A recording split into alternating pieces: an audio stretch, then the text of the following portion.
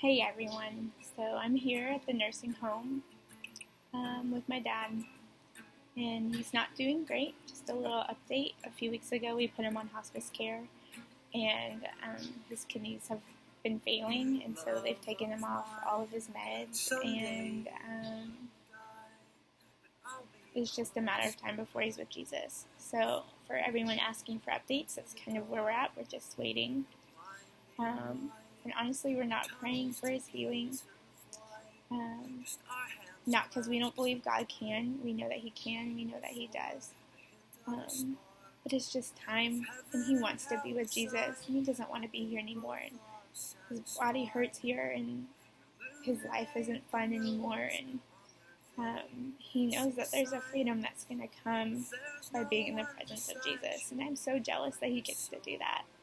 So he won't have any pain, and there will be no more tears, and he'll see so clearly how good God is and how he feels about him, and I'm so jealous of that. But I'm so thankful that he's going to be with the Lord. He's going to see all those things and feel all those things. So,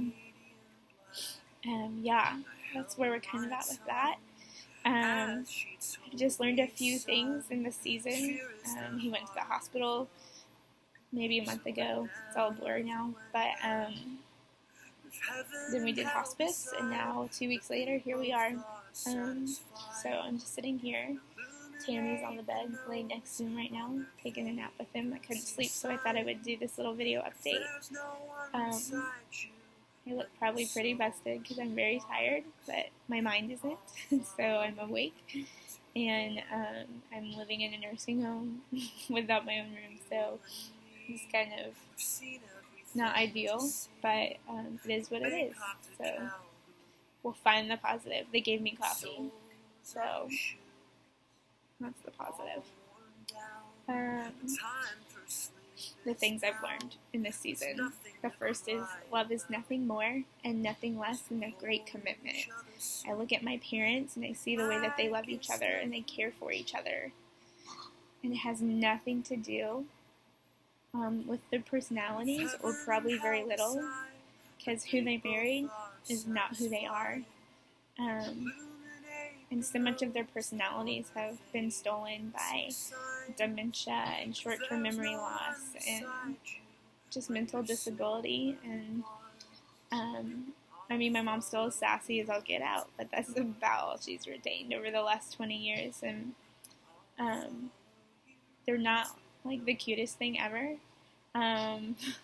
Age has definitely hit them.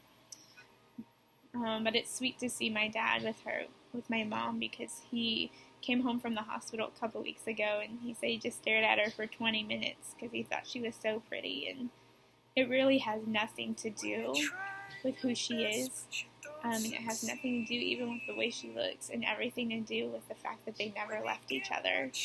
And there's just an admiration I think you develop over time for someone who doesn't leave you. And my friend Jess, she's awesome. She came and sat with me at the hospital, and she came here tonight, and we've been friends for 21 years. And I just think that's true in our friendship. We've just been through so much that we just adore each other. Not because we're always perfect, but because we never left each other. I think that just says something about who you are and what you mean to each other. So that's kind of where we're at with that.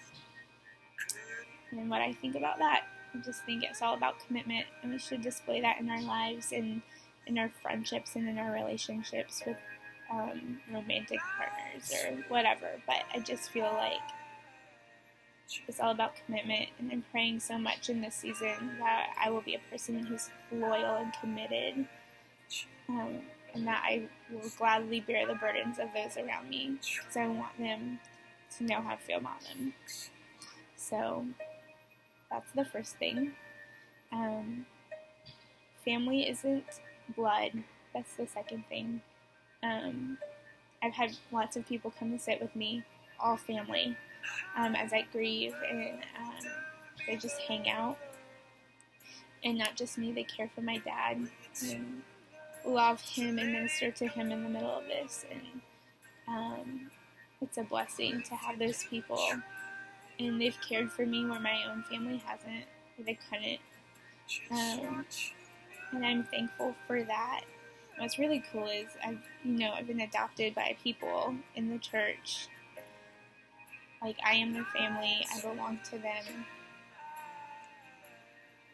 Like, real adoption.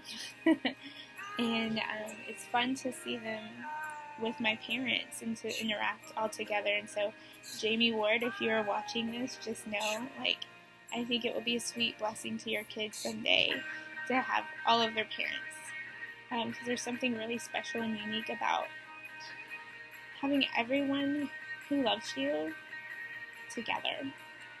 Everyone that you belong to together. There's a sweet blessing from the Lord I can't yet explain. I'm really thankful, and I think your kids will be thankful someday, Jamie.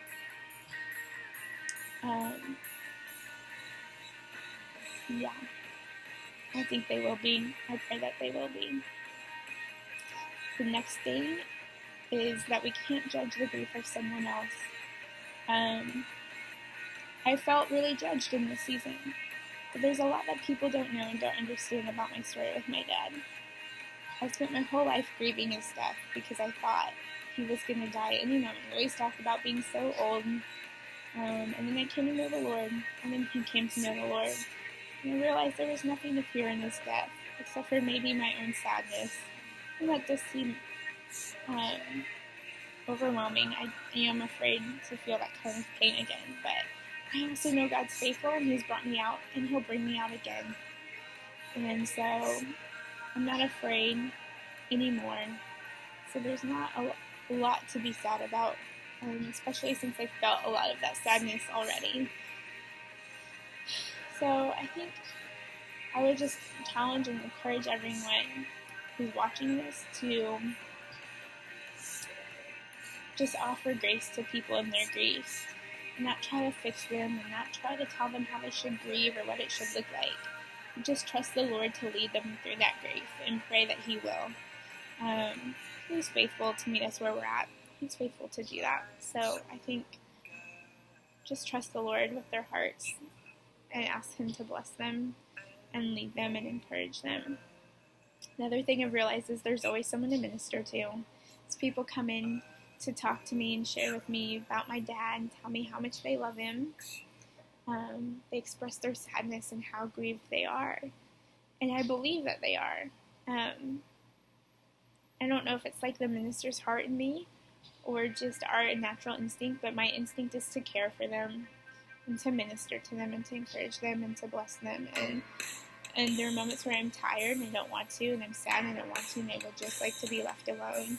But I think in the moments where we feel this way and feel like we want to be left alone, the enemy almost challenges us and tests us to see if we're going to take those opportunities to minister to those around us. And I think the Lord calls us to that. And so I've just prayed a ton that I would be kind and gracious, and that He's able to nod my head if I can't do anything else. But I just feel challenged not to waste an opportunity, just because I'm tired, just because it's a hard season. Because I might not get that again. And what a better way to share the Lord than this, just when people are talking about how much they love Him and how they know He'll be in heaven. And it's a great way to say, yeah, He will be, because we know lots of people believe in heaven, but not everyone believes in Jesus, and Jesus as the way. And so I just feel super challenged. So if you can pray for me in that I will just be a great representation of the gospel and share the Father's heart clearly and kindly and full of grace, because it's His kindness that leads us to repentance, right? So just pray for me that I'll be faithful to do that. The last thing is, and the biggest thing is, Jesus is who He says He is.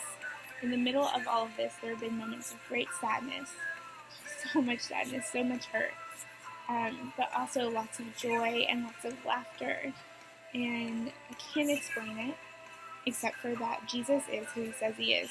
He said that He would send the great Comforter to sit with us and to mourn with us and grieve with us and capture all of our tears. And I think that He does that. And in the moments where I feel such deep despair, I feel also just this hope that I can't explain, and it's so hard to explain how you feel such total like opposite emotions at one time. I probably sound crazy, probably act crazy, probably look crazy, but it's true. And so this isn't my attempt to give you the right answer and to say what I think you want to hear. That's what I truly believe, that in the moments where I feel overwhelmed or full of fear, I just ask Jesus to show me who He is, to be my strength, to show up.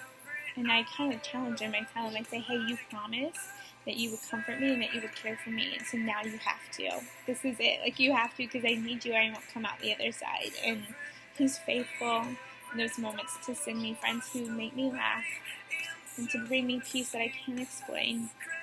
And He just is who He says He is. And so I would love to challenge you and encourage you with this today. If you're in a hard season, just trust Him to be who He said He would be in your life. Whatever the scriptures say, that He's kind, that He's just, that He's patient, and that He's gracious, that He's the God who comforts, He's the God who restores, He's the God who redeems, He is the God who is above all things and sovereign over all things. He's the God above every nation. He's the God who's for justice and freedom, and whatever it is that you need Him to be, that the scriptures say that He is, I just want you to know, like, He is those things. And don't feel ashamed for feeling the freedom that comes with resting in the presence of who He is. I feel like people have tried to make me feel guilty for having peace or joy in this season, but I won't. And I'm thankful for who He is, and I'm thankful for how He's blessed me and cared for me and pursued me in this season. And so anyone who's in lots of hurt right now, I just want you to know it's okay. It's okay to feel that hurt, and it's okay to feel that sadness. And it's also okay to ask God to intervene and to meet you where you are, and to show up and to be faithful to His promises. And I believe that when we do that, He is faithful, and we see that come out in our lives, that fruit manifest itself. And so I'm praying for you, as He's been faithful to me, that you will see who He is, and that you will know He is who He says He is. So I think that's it. Lots of words, as always, right? Well, just praying that this will encourage someone, and thanks for all your prayers in this season. God's totally using them and totally caring for me. So thank you so much. Like, seriously, thank you so much for caring for me. I love you guys. Have a great night.